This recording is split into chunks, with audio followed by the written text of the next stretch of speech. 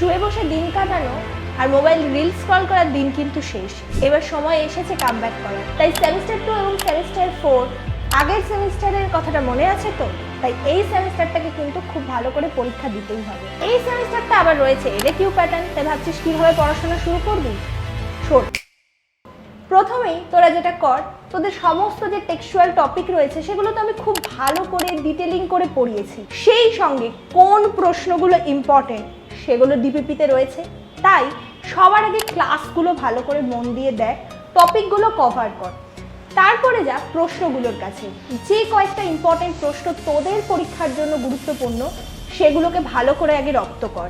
এবার আমি জানি তোরা সকলেই বলবি যে তোদের একটা করে পূর্ণাঙ্গ সহায়ক গ্রন্থ রয়েছে আর তার সঙ্গে রয়েছে ভাষা সংস্কৃতির ইতিহাস, যেটা সকলেরই ভয়ের কারণ। ভয় পাওয়ার দরকার নেই। কেন বলছি? দেখ, পূর্ণাঙ্গ সহায়ক গ্রন্থ থেকে যে প্রশ্নগুলো ইম্পর্টেন্ট এবং যে জায়গাগুলো খুব ভালো করে দেখলে তোরা পরীক্ষায় একদম কমন পাবি, সেই সমস্ত কিছু কিন্তু আমি তোদের ক্লাসে আলোচনা করে দিয়েছি। সেগুলোকে ভালো করে পড়। তারপরে যা ভাষা সংস্কৃতির কাছে। ভাষা সংস্কৃতির ইতিহাসে আমি জানি যে ক্লাস 11 এবার মন্তব্য করবি যে আমাদের তো অনেক বড় বড় টপিক, পুরোটা কিভাবে কভার করব, এখান থেকে কোন প্রশ্নগুলো ইম্পর্টেন্ট। আর ক্লাস 12 বলবি যে আমাদের এত চলচ্চিত্রের ইতিহাস, এত বিস্তৃত বিষয়, সেগুলো কিভাবে পড়বো। সবটা পড়ার দরকার নেই, শুধুমাত্র স্পেসিফিক কয়েকটা টপিক পড়লেই তোদের কিন্তু এই সেমিস্টারটা খুব ভালো রেজাল্ট হতে চলেছে। এবার তোদের যখন পুরো বিষয়গুলো ভালো করে প্র্যাকটিস হয়ে যাবে বা ভালো করে তোরা বিষয়গুলো রপ্ত করে ফেলেছিস, তোরা জানিস কোন প্রশ্নগুলো ইম্পর্টেন্ট, সেগুলো পড়া হয়ে গিয়েছে, তখন কিন্তু এবার লিখে প্র্যাকটিস করতেই হবে।